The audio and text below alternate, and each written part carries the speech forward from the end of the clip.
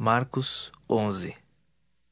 Quando se aproximavam de Jerusalém, de Betfagé e Betânia, junto ao Monte das Oliveiras, enviou Jesus 2 dos seus discípulos e disse-lhes: Ide à aldeia que aí está diante de vós, e logo ao entrar achareis preso um jumentinho, o qual ainda ninguém montou. Desprendei-o e trazei-o. Se alguém vos perguntar: por que fazeis isso? Respondei: o Senhor precisa dele e logo o mandará de volta para aqui. Então foram e acharam o jumentinho preso junto ao portão, do lado de fora, na rua, e o desprenderam. Alguns dos que ali estavam reclamaram: Que fazeis soltando o jumentinho? Eles, porém, responderam conforme as instruções de Jesus. Então os deixaram ir. Levaram o jumentinho, sobre o qual puseram as suas vestes, e Jesus o montou. E muitos estendiam as suas vestes no caminho, e outros ramos que haviam cortado dos campos. Tanto os que iam adiante dele, como os que vinham depois, clamavam: Hosana! Bendito o que vem em nome do Senhor! Bendito o reino que vem, o reino de Davi, nosso pai! Hosana nas maiores alturas! E quando entrou em Jerusalém, no templo, tendo observado tudo, como fosse já tarde, saiu para Betânia com os 12. No dia seguinte, quando saíram de Betânia, teve fome. E vendo de longe uma figueira com folhas, foi ver se nela, porventura, acharia alguma coisa. Aproximando-se dela, nada achou senão folhas, porque não era tempo de figos. Então lhe disse Jesus: Nunca, jamais coma alguém fruto de ti. E seus discípulos ouviram isto. E foram para Jerusalém. Entrando ele no templo, passou a expulsar os que ali vendiam e compravam. Derribou as mesas dos cambistas e as cadeiras dos que vendiam pombas. Não permitia que alguém conduzisse qualquer utensílio pelo templo. Também os ensinava e dizia: Não está escrito: a minha casa será chamada casa de oração para todas as nações? Vós, porém, a tendes transformado em covil de salteadores. E os principais sacerdotes e escribas ouviam estas coisas e procuravam um modo de lhe tirar a vida, pois o temiam, porque toda a multidão se maravilhava de sua doutrina. Em vindo à tarde, saíram da cidade. E passando eles pela manhã, viram que a figueira secara desde a raiz. Então Pedro, lembrando-se, falou: Mestre, eis que a figueira que amaldiçoaste secou. Ao que Jesus lhes disse: Tende fé em Deus, porque em verdade vos afirmo que, se alguém disser a este monte: ergue-te e lança-te no mar, e não duvidar no seu coração, mas crer que se fará o que diz, assim será com ele. Por isso vos digo que tudo quanto em oração pedirdes, crede que recebestes, e será assim convosco. E quando estiverdes orando, se tendes alguma coisa contra alguém, perdoai, para que vosso Pai Celestial vos perdoe as vossas ofensas. Mas se não perdoardes, também vosso Pai Celestial não vos perdoará as vossas ofensas. Então regressaram para Jerusalém. E andando ele pelo templo, vieram ao seu encontro os principais sacerdotes, os escribas e os anciãos, e lhe perguntaram: Com que autoridade fazes estas coisas? Ou quem te deu tal autoridade para as fazeres? Jesus lhes respondeu: Eu vos farei uma pergunta. Respondei-me e eu vos direi com que autoridade faço estas coisas. O batismo de João era do céu ou dos homens? Respondei. E eles discorriam entre si. Se dissermos do céu, dirá, então por que não acreditastes nele? Se porém dissermos dos homens, é de temer o povo. Porque todos consideravam a João como profeta. Então responderam a Jesus: Não sabemos. E Jesus, por sua vez, lhes disse: Nem eu tampouco vos digo com que autoridade faço estas coisas. Queridos espectadores, vamos agora fazer um estudo a respeito da palavra que nós ouvimos no Evangelho de Marcos, capítulo 11. Nós vemos aqui, querido, no capítulo 11 de Marcos, o Senhor Jesus tendo um momento de adoração quando ele entra em Jerusalém, e ele entra em Jerusalém, a palavra que Marcos mostra é que ele entra em Jerusalém sobre um jumento e uma jumentinho, e ele entrando em Jerusalém, aquele povo ovaciona, exalta, adora o Senhor Jesus. E nós vemos isso, que o Senhor Jesus fez tudo isso quando ele chamou os apóstolos, quando chamou 2 dos seus discípulos para ir até a aldeia da frente, quando eles estavam se aproximando de Jerusalém. Então ele enviou 2 dos seus discípulos para buscar esses 2 jumentinhos, para avisar o dono desses jumentinhos que o Senhor precisava deles.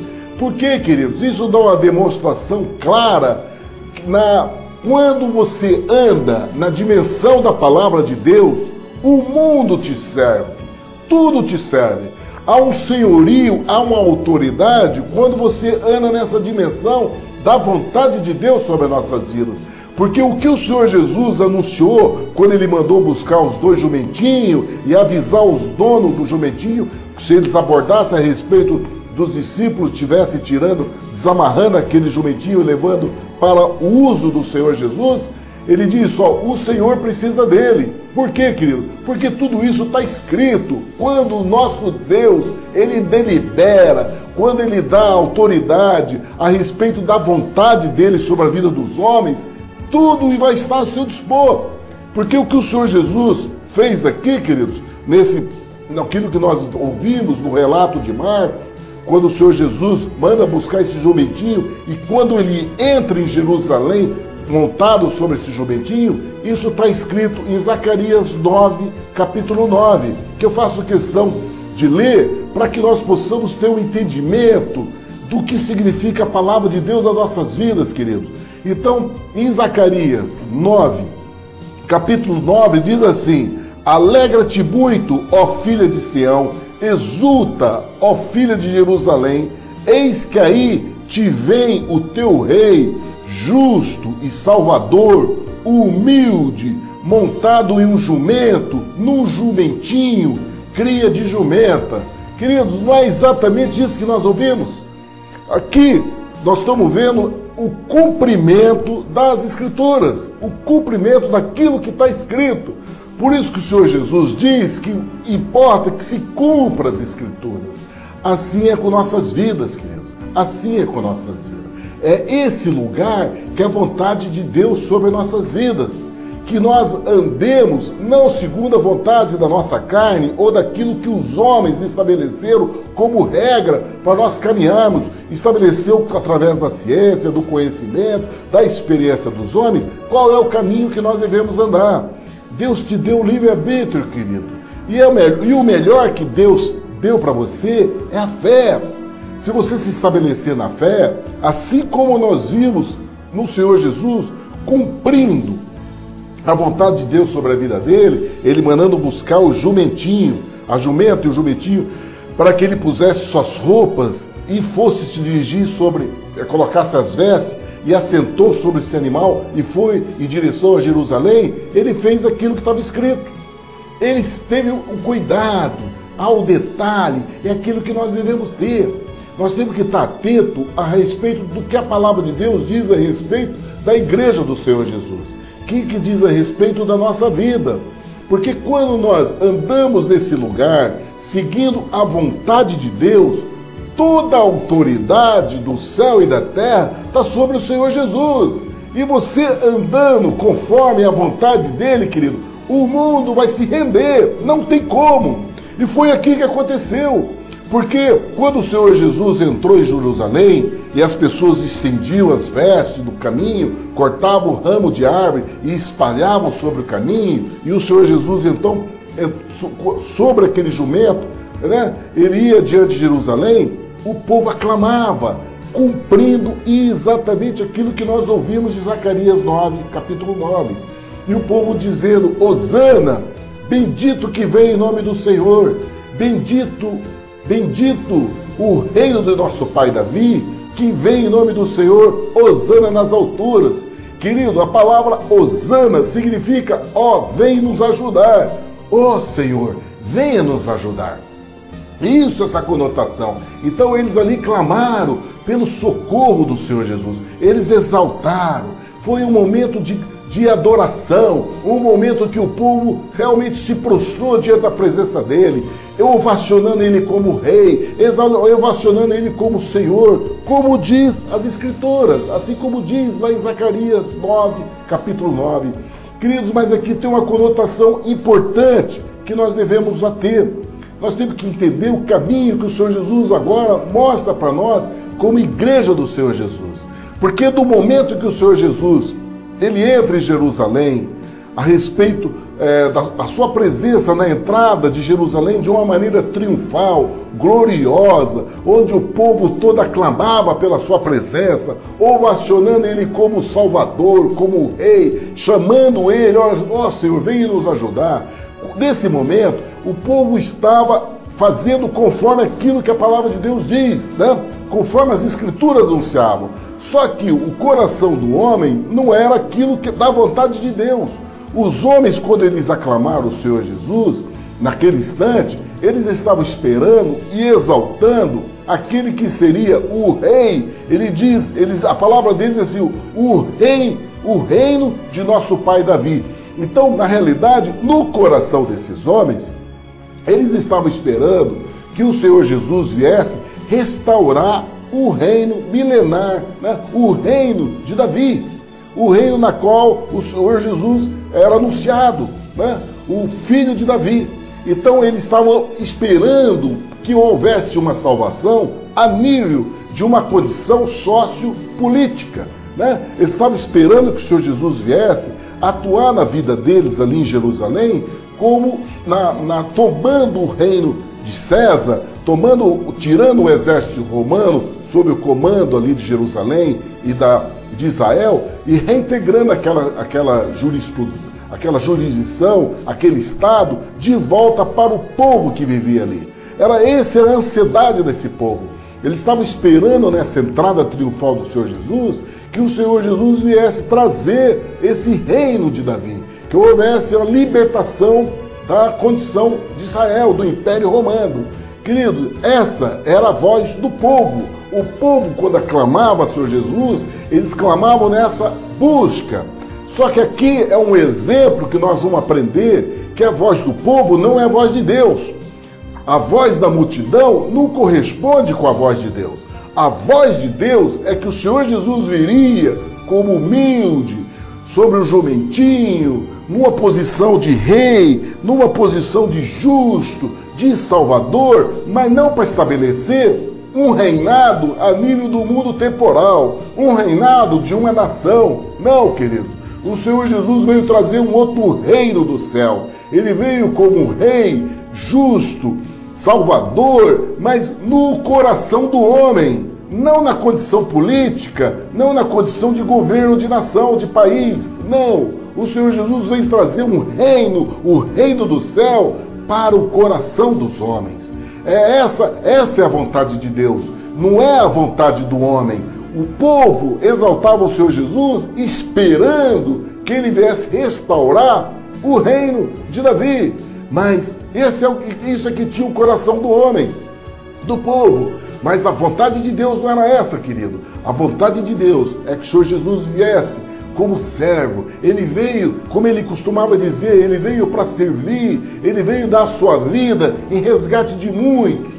Mas esse resgate, querido, se trata na condição do homem transformar o seu interior, transformar o seu coração, não numa condição política, social, econômica, de domínio de bens, de domínio de terras, de domínio sobre possessões humanas. Não, querido. O reino de Deus é no coração, é na mudança da postura do homem deixar de viver aquela condição de soberano, dele soberano da vida, e entregar a sua vida para o Senhor Jesus, onde nós vivemos, não mais segundo a vontade da carne, mas segundo a vontade de Deus sobre as nossas vidas. É isso que o Senhor Jesus entrou em Jerusalém nessa condição. E esse mesmo povo, queridos, que hoje nós estamos vendo sendo ovacionado, sendo aclamado, aclamando o Senhor Jesus, adorando o Senhor Jesus, como o Senhor Jesus não veio e não fez aquilo que eles queriam, nós vamos ver que no final de semana, no outro final de semana, esse mesmo povo que hoje está ali dizendo Hosana, ó vem Senhor Jesus, ó vem Senhor, venha nos socorrer, venha nos salvar, esse mesmo povo estava dizendo crucificam, crucificam. Sabe por quê, queridos? Porque esse povo, no coração deles, eles queriam a vontade do homem. Eles estavam sendo manuseados, eles iam ser manipulados por uma igreja que estava contrapondo a vontade do Senhor, por um grupo religioso que contrapunha a vontade de Deus sobre a vida do Senhor Jesus. E esse povo ia ser manipulado por esses religiosos. Esse povo ia ser porque o Senhor Jesus não fez aquilo que eles ansiavam. A ansiedade deles de esperar um Salvador, mas a nível de reino temporal, e o Senhor Jesus não cumpriu com a vontade deles, porque o Senhor Jesus veio trazer a salvação para o coração do homem. Aí então eles se posicionaram e ouvindo a voz dos religiosos naquela época e condenaram o Senhor Jesus. Então, isso é um entendimento importante para nossas vidas. Qual é o entendimento, querido? Que nós entendemos porque existe um ditado popular que diz que a voz do povo é a voz de Deus. Não é, querido? A voz do povo não é a voz de Deus, como nós vemos aqui nesse exemplo. Porque eles tiveram oportunidade de adorar a Deus conforme a vontade de Deus, como aquilo que estava escrito a respeito do Senhor Jesus. Mas o coração daqueles homens não era essa a vontade. O coração daqueles homens, eles não queriam a vontade de Deus. A boca eles anunciavam, como os profetas, o Senhor Jesus falou a respeito de Isaías, que diz, esse povo me adora com os lábios, mas o seu coração está longe de mim. E aqui é a mesma condição, querido. Esse povo adorou o Senhor Jesus com os lábios, conforme a determinação pela palavra de Deus que nós devemos adorar o Senhor Jesus. Só que o coração deles não era da vontade de Deus. O coração deles era a vontade do homem, porque eles queriam um reinado de Davi. Eles queriam um reino estabelecido na jurisdição de domínio socioeconômica, de domínio político. E essa não foi a vontade, e essa não era a vontade de Deus. Essa não era o objetivo do reino do Senhor Jesus.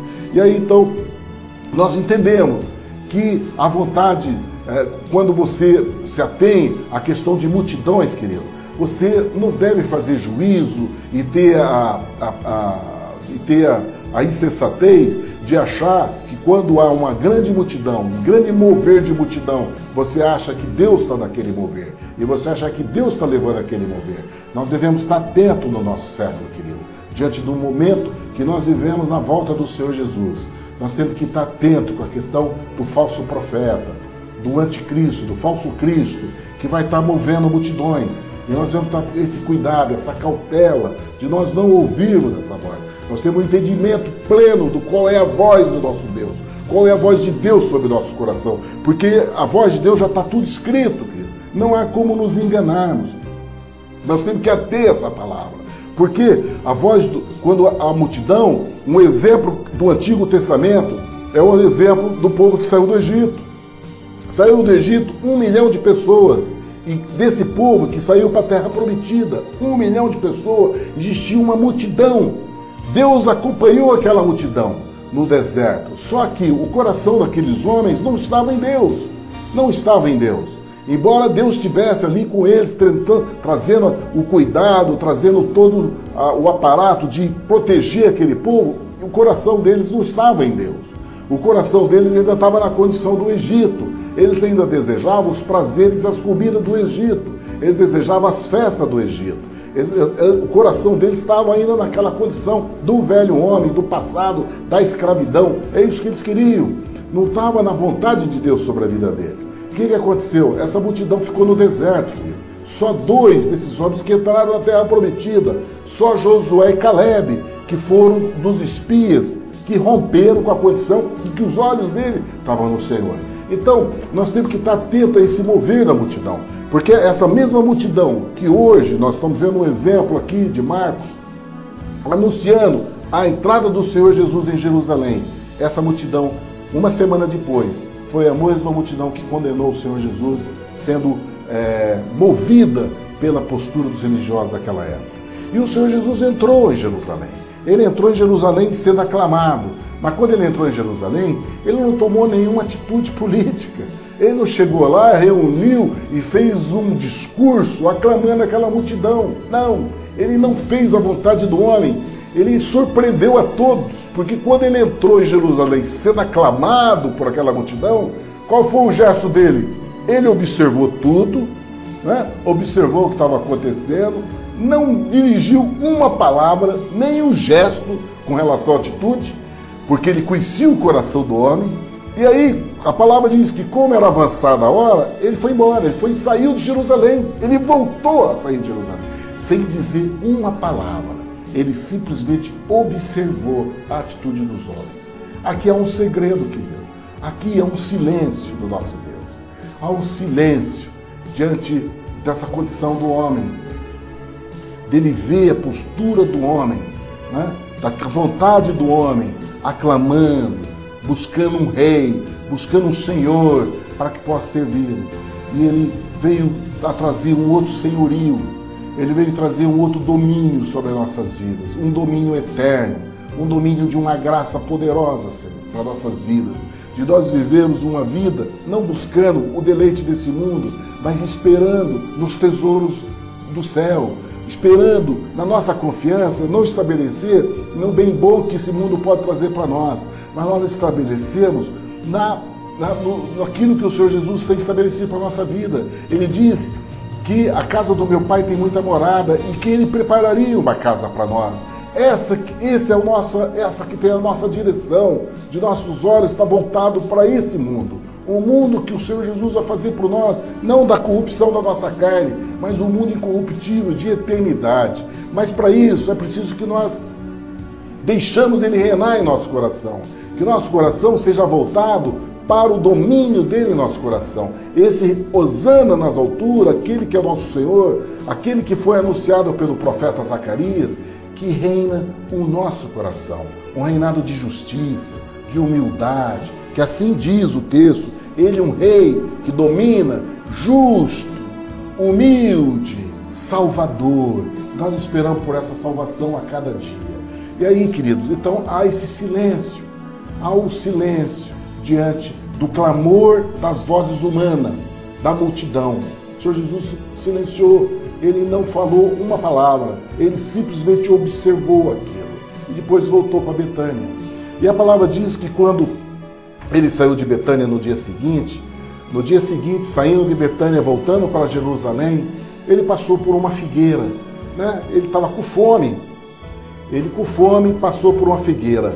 E o texto diz que essa figueira, que tinha muitas folhas, chamou a atenção do Senhor Jesus, que ele viu uma figueira que tinha folhas, e ele foi lá ver se achava fruto. E chegando, não achou nenhum fruto, senão folhas. E Marcos dá um detalhe muito importante a respeito dessa situação, porque ele diz que não era tempo de figos,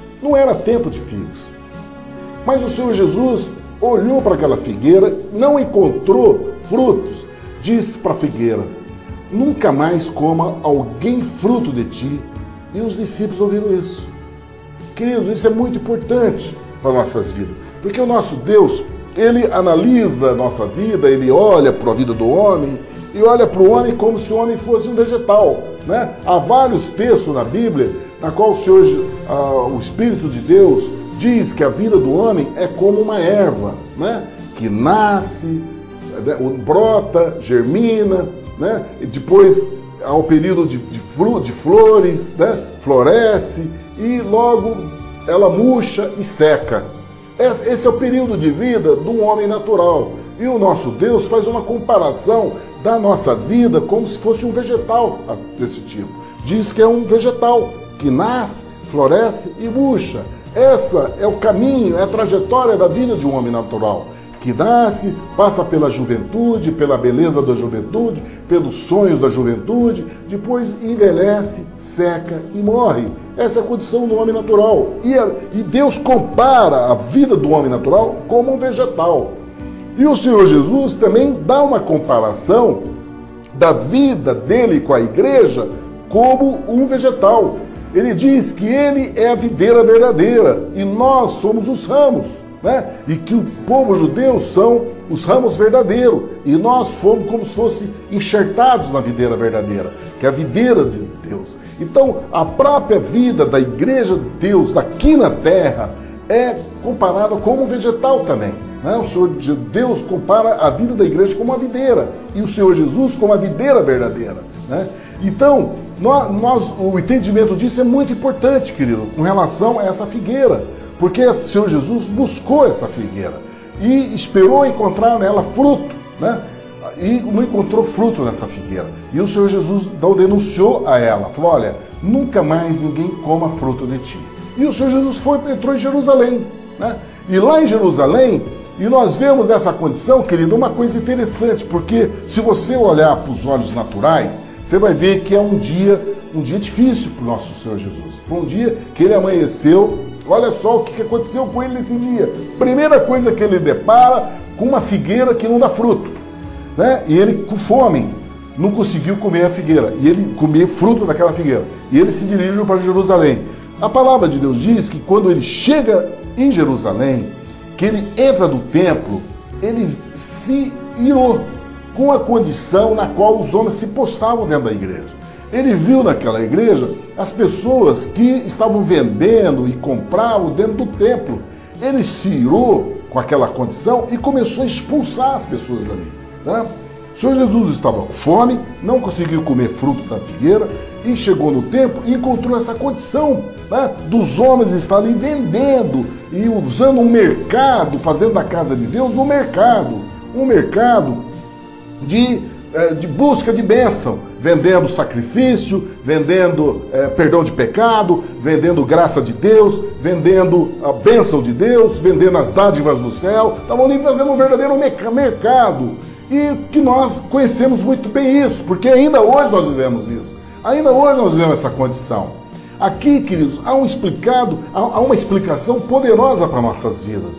Porque quando o Senhor Jesus se irou com essa condição, ele se irou vendo a postura daqueles homens que tinham a obrigação de estar anunciando a palavra de Deus, trazendo essa palavra de salvação, trazendo a palavra de cura, de estabelecimento de reino de Deus. Aqueles homens, pelo contrário, eles estavam preocupados com o mercado que eles tinham daquilo. Eles estavam preocupados, como Paulo escreveu na carta de Timóteo, que essa palavra de amor, a palavra de Deus de amor, é uma palavra de grande fonte de lucros. Muitas pessoas querem comprar isso, querem pagar por isso. Nós vemos no livro de Atos que existia um homem, Simeão, que ele quis comprar de Filipe, ele quis comprar a imposição de mão, o recebimento do Espírito Santo. Ele achou que dinheiro pudesse comprar isso. E muitos têm essa postura religiosa no mundo de hoje, onde há um mercado a respeito da palavra de Deus, das dádivas do céu para a vida dos homens. E o Senhor Jesus chamou a atenção desses.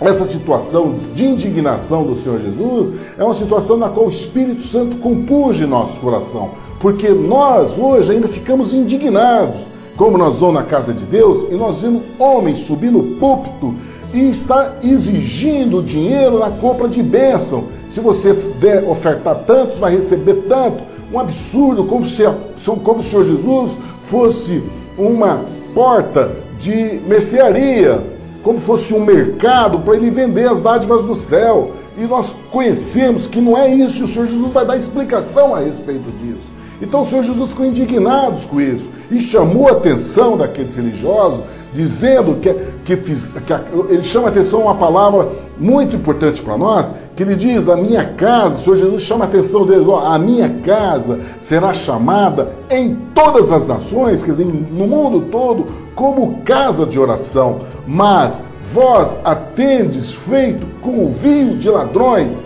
Então, isso é que nós temos que estar olhando, porque no nosso século, na nossa geração, ainda é esses que transformam a casa de oração, na qual Deus estabelece para a vida dos homens, para o homem se voltar à vida e fazer um conserto de uma vida pecadora, de uma vida voltada para o pecado, o homem voltar para o arrependimento e buscar o poder eterno de Deus. O Senhor Jesus diz que ao invés de buscar a oração E nós vamos ver que o Senhor Jesus vai explicar o que significa oração para nossas vidas. Por que é importante a casa de oração? Mas os homens, ao invés de olhar o poder de Deus sobre a vida dos homens, eles olham para aquilo que o coração deles quer. Assim como nós vimos na entrada triunfal do Senhor Jesus em Jerusalém, os homens aclamando o Senhor Jesus, mas com o coração voltado para um reino terreno, um reino temporal. E quando a vontade de Deus era o reino do coração, nós vemos aqui que os homens, ao invés de buscar o poder de Deus, a oração para resolver a vida, os problemas, as dificuldades desse mundo, buscando o poder de Deus para a vida deles, o que eles fazem, querido, é mercantilizar, cobrar por essa dádiva do céu, pelo poder da palavra de Deus sobre a vida dos homens. Haver cobrança, fortunas e dinheiro, chamadas sementes, chamadas semeaduras, entendeu? Que eles chamam de semeaduras. Mas que no final nós sabemos que isso não é semeadura, isso é usurpação, isso é uma atitude de usurpação indevida, porque a semente, querida, a semeadura, nós fazemos de ordem voluntária, não há uma proposta de valores, você não tem que oferecer 1.500, 200, é isso, querido, isso não é gesto voluntário.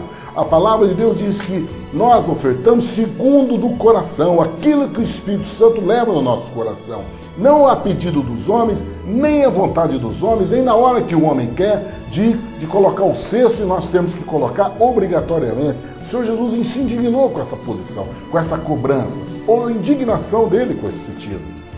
E essa indignação, o Senhor Jesus fez aquela, expulsou todos eles, todos esses cambistas da casa de Deus.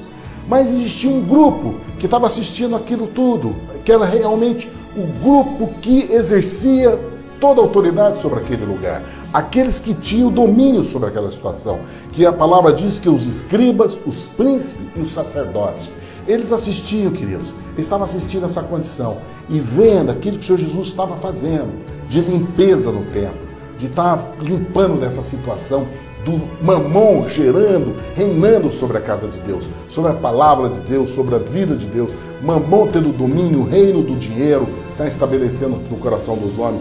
E aqueles homens que eram promotores daquilo, que estavam lá escondidos, né, só observando, e eles então, no coração deles, desejando matar o Senhor Jesus, desejando matar, mas eles não podiam fazer aquilo naquele momento, porque a vontade deles era matar o Senhor Jesus naquela hora, porque o Senhor Jesus estava contrapondo, querido, o Senhor Jesus estava mexendo com o negócio deles, o mercado deles, a fortuna que eles ganhavam ali naquela condição. Aquilo ali gerava muito dinheiro para a vida deles. E o Senhor Jesus estava mexendo com o bolso deles. Então, a determinação daqueles homens era matar o Senhor Jesus. Por quê? Porque o Senhor Jesus estava mexendo com o negócio deles. E aí, então, só que eles não podiam fazer aquilo naquele momento, porque havia uma multidão que estava acompanhando o Senhor Jesus e estavam... que gostavam da doutrina. A palavra diz que eles admiravam a doutrina do Senhor Jesus. E eles então estavam buscando uma ocasião oportuna para fazer isso. E o Senhor Jesus então diz que ele saiu da cidade depois desse acontecimento, depois dessa situação, que ele passou um dia atribulado. Nós vemos lá no relato que o Senhor Jesus, quando ele amanheceu o dia, que ele saiu de Betânia, que se dirigiu a Jerusalém, ele teve um problema com a fome. Chegou em Jerusalém, encontrou essa situação, ele passou o dia fazendo essa limpeza, denunciando, expulsando esses cambistas que estavam no templo. E aí a palavra diz que o Senhor Jesus então foi para, já era fim do dia, saiu de Jerusalém e voltou novamente para Betânia. E quando ele saiu da cidade, ele passou por aquele lugar onde ele viu, quando ele tinha dito para a figueira que ninguém comeria mais fruto dela. E quando eles passaram por aquele lugar, eles perceberam que a figueira havia se secado. E o que significa isso, querido? Nós ouvimos o relato que o Senhor Jesus se dirigiu àquela figueira para buscar frutos. Só que ele não encontrou frutos naquela figueira. O que ele encontrou naquela figueira, querido, foi a negação do fruto sobrenatural. Há um poder que eu quero falar a respeito disso, querido. Porque como nós dissemos, Deus nos compara como vegetais. Nós somos como figueira. nós somos como erva. E nós nascemos, floresce e depois seca e murcha. Assim é a vida do homem. O Senhor Jesus diz aqui, querido, o Senhor Jesus diz que ele chegou até essa figueira, os apóstolos olharam, falaram: Senhor, essa figueira secou. Olha, Senhor, admiraram dessa condição. E aqui é um ensino a respeito disso. Porque quando Pedro falou: Jesus, Senhor, essa figueira secou com sua maldição, porque tu amaldiçoaste ela. O Senhor Jesus falou para eles, falou: olha, se você tiver fé em Deus, tudo em verdade que você disser, tudo que você pedir em oração, vai ser como você pede. Querido, há um poder nisso. Aí eu quero abrir o raciocínio de vocês, eu peço que o Espírito Santo me ajude nisso. Primeiro, o entendimento que nós temos nessa condição. A figueira, querido, representa a nossa vida. Nós somos essa figueira. Em nós, querido, não exige condição de nós darmos fruto natural a Deus. Não temos condição. Nós somos seres voltados para uma condição muito pequena, na dimensão poderosa do nosso Deus. Nosso Deus é Deus do universo. Ele criou o universo. Nós somos seres muito pequenos, gente. Nós não temos como contribuir com essa obra, a não ser pela fé. Só tem uma maneira de nós entendermos a dimensão de Deus. Tal é a pequenez do homem. É só através da fé, que é dom de Deus. É preciso que nós criamos essa palavra. É preciso que nós inundamos essa palavra. É preciso que nós comemos essa palavra para nós entrarmos nessa dimensão de fé. E aí, a figueira significa o seguinte: quando a visitação de Deus, do Espírito Santo de Deus, da presença do Senhor Jesus no teu coração, você tem que dar o fruto sobrenatural. É isso que o Senhor Jesus está dizendo. É isso que aconteceu aqui a respeito da figueira. Há um ensino poderoso sobre isso. Porque quando aconteceu o problema da figueira, nós vamos ver o poder da oração. Aí nós vamos ver porque que o Senhor Jesus expulsou os cambistas, aqueles que queriam dinheiro, e tirando o poder da casa de oração. Nós vamos entender agora. É isso que eu quero que vocês entendam. Isso é só pelo poder do Espírito Santo. Porque quando a figueira negou o fruto, ela não tinha como pessoa natural, como uma árvore natural, de dar, porque Marcos diz que não era tempo de figos. Mas o que Jesus pedia ali era o fruto sobrenatural. Deus não vai pedir nenhum bom dom que você tenha, querido, porque nada que você tem serve para Deus. O que Deus quer de mim e de você é que nós ofereçamos a Ele o fruto sobrenatural em nossas vidas. Porque eu e você, nós não temos fruto nenhum a oferecer a Deus. Quem somos nós? Nós somos mero vaso de barro diante do poder eterno que representa Deus. Então, querido, nós temos que estar atentos que quando há a visitação do Espírito Santo de Deus em meu coração e no teu coração, nós temos que abrir o nosso coração para que haja um fruto sobrenatural em nossas vidas. Foi por isso que a figueira secou. Ela secou e muitos dos nossos irmãos que estão na igreja, frequentando cultos, levantando a mão para adorar a Deus, vai secar, porque não permite a visitação sobrenatural de Deus. Eles estão na condição natural de relacionar com Deus igual relaciona com o pai, com o irmão, com a irmã, dando ordem a Deus quando vai orar. Pede a Deus: Deus, eu não aceito isso, não aceito aquilo, brigando com Deus. Quer dizer, isso está na condição natural. Querido, a palavra de Deus diz que o justo vai viver pela fé. Nós vamos viver pela fé, não é pela condição natural. Nós vamos viver a fé. Sabe o que diz Hebreus 1? Diz que a fé é o firme fundamento das coisas que esperam e a certeza das coisas que não se veem. Você ainda não tem, você ainda não viu, mas você tem certeza que isso vai acontecer. Você tem certeza que vai ocorrer aquilo que você espera. Isso se chama fé. Esse é o poder sobrenatural que Jesus espera de você. Porque se você não receber dessa maneira, você vai secar igual essa figueira, querido. Nós temos que entender a voz de Deus em nosso coração. Nós não podemos ficar ouvindo a voz do mundo e analisar Deus conforme o nosso coração de homem, que é um coração pequeno. Nós temos que entender que os caminhos de Deus são mais altos. Ele quer nos levar para esse lugar, lugar de vitória, porque em seguida o Senhor Jesus dá uma explicação a respeito disso. que eu quero que vocês entendam. Porque ele diz, olha, se tende fé em Deus, porque em verdade vos digo que qualquer que disser a esse monte, ergue-te, lança-te ao mar, e não duvidar em seu coração, mas crer, se fará aquilo que diz. Tudo o que disser será feito. Olha só o que é o poder de oração. Por isso que o Senhor Jesus brigou com aqueles cambistas. Porque ao invés de estar ensinando ao povo a orar, a mostrar esse poder de Deus através da oração, de buscar Deus, porque o Senhor Jesus disse que nós devemos bater, nós devemos pedir, nós devemos buscar. É isso é oração. Pede, que dar-se-vos-á, busca, que encontra, bate, que abriste-vos-á. É essa a oração que o Senhor Jesus pede para nós fazermos, de nós insistirmos. Essa vida que o crente tem que estabelecer na oração, não é no sacrifício, não é na oferta, não é nisso. Deus vai te abençoar, não é pelo que você deu na igreja, pela sua capacidade de estar lá em cima do púlpito, ou fazendo como levita, ou em pregação. Não, querido. Deus vai te dar porque no seu coração existe fé e você vai cumprir o que a palavra de Deus diz. E você vai orar conforme o teu coração e você tendo fé, vai acontecer aquilo que tu dizes. E quando ele fala a respeito do monte, ele não está falando de você pegar um monte de terra e jogar para o outro lado, não. Esse monte diz respeito a teu problema.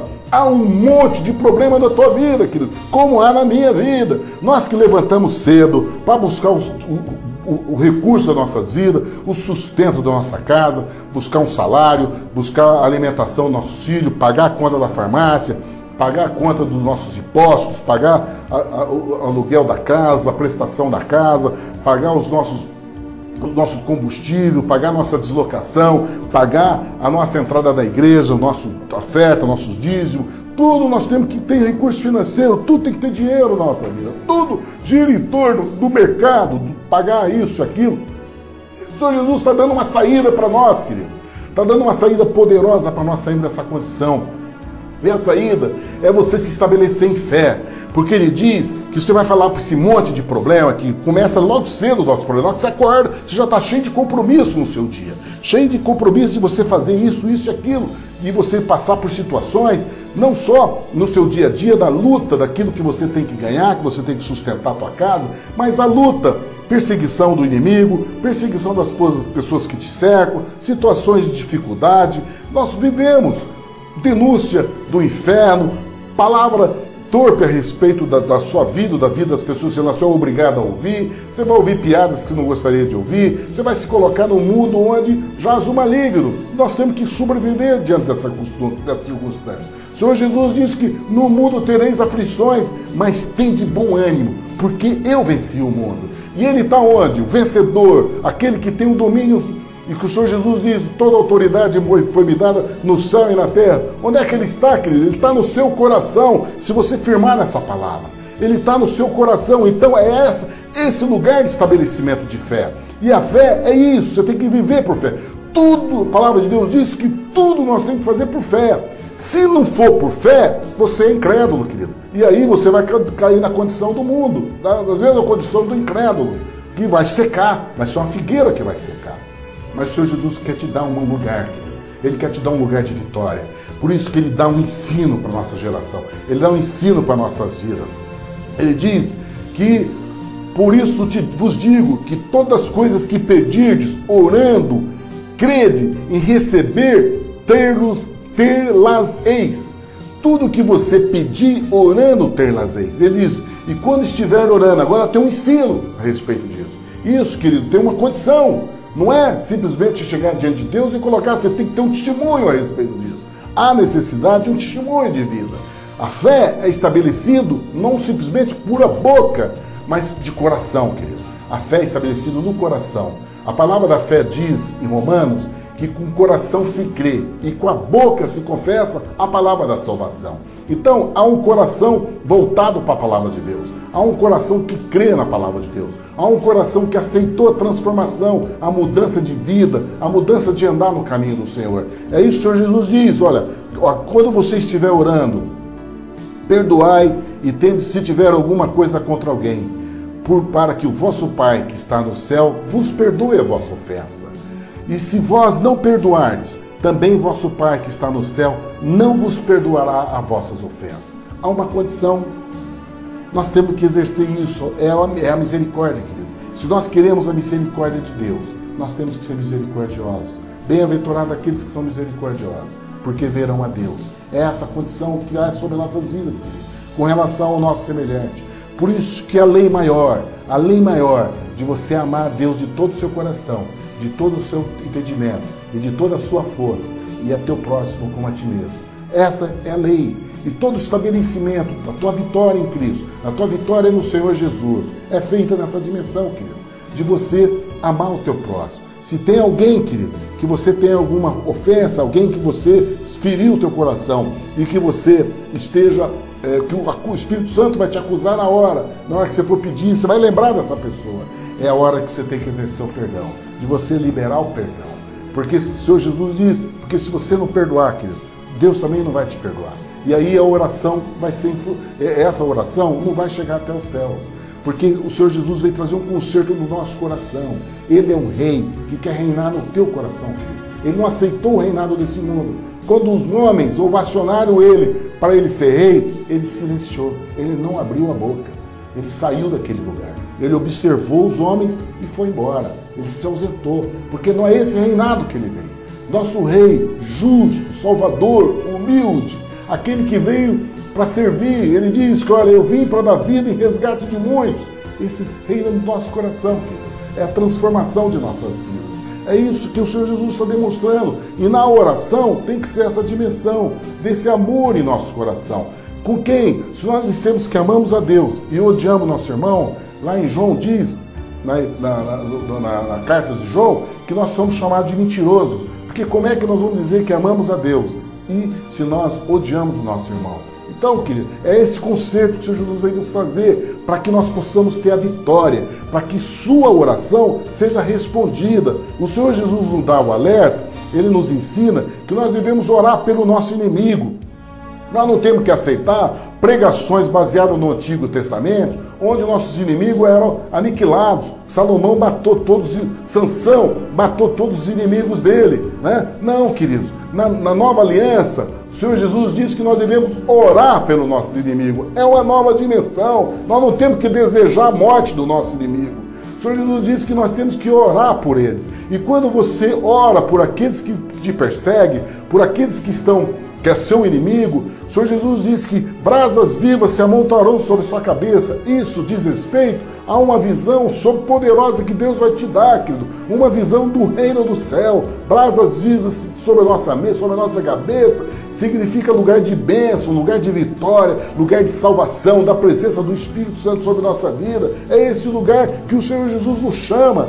Não para nós desejarmos mal ao nosso inimigo, não para nós desejarmos a morte do nosso inimigo. Não, querido. A resposta que Deus quer dar para nossas orações é quando nós oramos por ele, quando nós abençoamos a vida de todos eles. Não importa o que o mundo pensa a teu respeito, o importa aquilo que Deus fala a teu respeito. É isso que nós temos que nos ater e nos firmar. Por isso que nós precisamos inundar nessa palavra, no conhecimento dessa verdade, para que nós saibamos qual é a vontade de Deus sobre as nossas vidas, o que Ele já escreveu a meu respeito, a teu respeito. Já está tudo escrito, querido. No início desse capítulo, nós vimos o Senhor Jesus preocupado em cumprir com o que as Escrituras falam a respeito dele. E assim tem que ser com nós. Nós não temos que basear nossas vidas naquilo que os homens anunciam a nosso respeito. Nós vamos nos ater à verdade. E a palavra do Senhor Jesus é a verdade que nos liberta. Ele diz, conhecereis a verdade vos libertará. É esse lugar que nós precisamos. Por isso que nós chamamos para esse estudo, para nós conhecermos essa verdade, para nós sermos libertos da condição do inferno que quer nos assolar, nos destruir e levar à morte. É essa a proposta do nosso inimigo. O que nós temos que fazer, querido, é nos ater nessa verdade e orar por aqueles que se opõem a essa verdade contra a nossa vida, aqueles que nos perseguem. Porque o que nós queremos é resposta de oração que Deus possa nos dar. O que importa, querido, é que quando o Senhor Jesus falou para nós, quer falar com o Pai, fecha a porta do teu quarto e fala com Ele em segredo. E o Senhor vai te ouvir em segredo, mas a resposta que Ele vai te dar vai ser no meio de todos. Todos vão ver a resposta que Deus vai te dar. Ele vai te dar aquilo que você pediu. O mundo vai ver. Ele diz que ele te escuta em segredo, mas o povo, todo mundo, porque você é chamado de luz, você é chamado de sal da terra, você é colocado no velador, você para as pessoas verem a luz que há em ti. Essa luz tem que ser irradiada, mas há uma conduta, querido, há uma postura, há um conserto que o Senhor Jesus anuncia, a necessidade de nós fazermos um conserto no nosso coração. E com relação à resposta à oração, é nós recebermos o perdão. Querido, o perdão é dom de Deus, é dom divino, é um poder sobrenatural nisso. Nós temos que aprender a exercer ao entendimento do qual é a vontade de Deus. Nós entendemos o que é a voz de Deus, o que Deus está dizendo. Isso é muito importante, nós temos a voz de Deus. O que Deus diz? Então, quando nós entendemos a voz de Deus e cumprimos e obedecemos, há um poder nisso. O Senhor, nosso Deus, fala a respeito de perdão. Perdão é um poder tremendo. Vamos aprender que quando você exerce a dimensão do perdão, que é um poder do céu, o homem natural não consegue ter isso. Só o poder do Espírito Santo em nosso coração é que podemos exercer isso. Isso é sobrenatural, é poderoso. E aí a resposta de oração, tudo aquilo que você pedir em oração, crendo no seu coração, vai acontecer aquilo que tu dizes. Isso é poderoso, querido. É esse lugar que o Senhor Jesus está querendo nos levar, que nós nos atemos àquela condição de religiosidade, da cobrança que o mundo faz, mas nós vamos atender daquilo que Ele dá de graça, que vem do céu, que é feito pela fé no teu coração, com essa palavra anunciada em nosso coração. Depois o Senhor Jesus é confrontado por esses escribas. Esses religiosos chegaram diante dele com a intenção de estar provocando ele. Chegou para ele e falou: com que autoridade tu fazes essas coisas? Porque o Senhor Jesus estava exercendo toda a autoridade ali no templo. Ele estava indignado com aquela conduta daqueles homens, expulsou todos os cambistas dali. E aí veio os religiosos e falaram: com que autoridade você está fazendo isso? Quem te deu essa autoridade para fazer isso? O Senhor Jesus é amoroso, querido, porque na condição natural, eu viraria as costas, não daria nem ouvido para eles. Não daria nem ouvido, viraria embora e ia seguir. Mas eu vejo o amor de Deus e aprendo com ele nesse sentido. Porque ele não fez isso. Ele não tomou a postura de homem. Ele não tomou um gesto que eu faria. Eu até aprendo com ele. Porque qual foi o gesto que o Senhor Jesus tomou?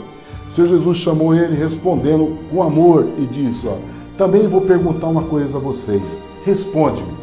E se vocês me responder, eu vou dizer com que autoridade eu faço essas coisas. Aí ele diz: o batismo de João era do céu ou dos homens? Responde-me. E eles não puderam responder. Por quê? Eles falaram o seguinte: se nós dissermos que é do céu, ele dirá: por que você não creu?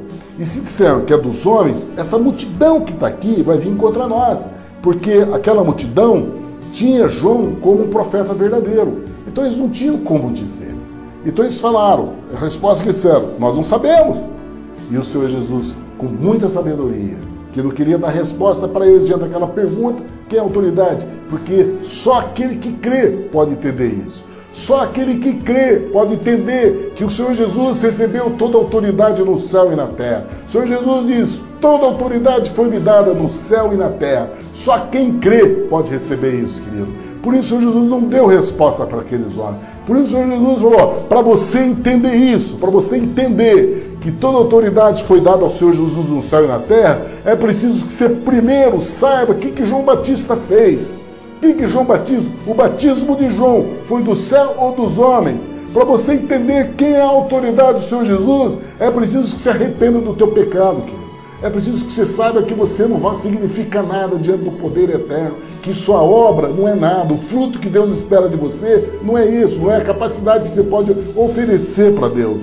Não está no seu diploma, no seu mestrado, naquilo que você fez de curso superior a respeito da palavra de Deus, curso de divindade, curso de profeta, curso disso. Não, querido, isso aí é esterco, querido. O que importa para nós é obedecer e você se colocar conforme a palavra de Deus diz a nosso respeito, que aquele que é maior, que sirva, aquele que é maior, que seja o menor entre nós. É isso, não tem nada no diploma, na sua capacidade de faculdade e tal, de curso de divindade na universidade e tal, não tem nada disso, querido. Aqui não é dimensão de homem, não é comparar com o reino desse mundo, onde você faz as faculdades, onde você faz a universidade e pega doutorado, onde você faz curso de doutorado, de mestrado. Não, querido. Reino de Deus, o curso de doutorado e mestrado é em obediência à palavra de Deus. É você se colocar como servo, e você ser o menor, e você dar honra para o seu irmão. Esse é o doutor e o mestre da nossa vida, querido.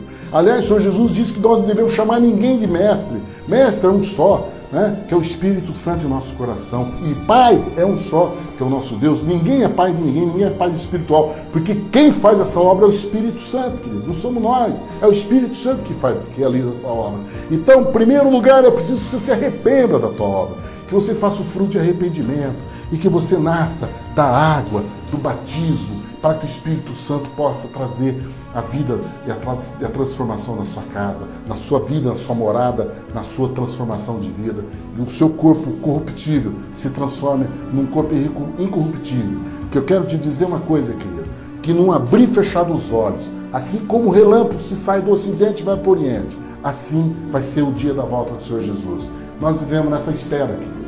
Nós que cremos, nós esperamos, nossos olhos está nesse dia, no dia que o Senhor Jesus vai apontar no céu com trombetas, o anúncio dos anjos com trombeta, e ele vai levar todos aqueles que esperam nesse momento.